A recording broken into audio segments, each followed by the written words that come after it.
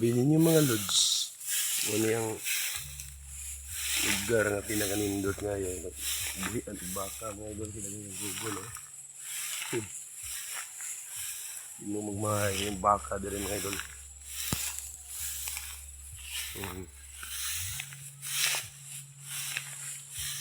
Ari ko mangitaw ka ng salag sa kuwan mga idol. Ng maya. Yung maya dari good. Kita kong salag sa maya. Ako may ginasuyo po ng itlog. Pinalian mo ko ano nila.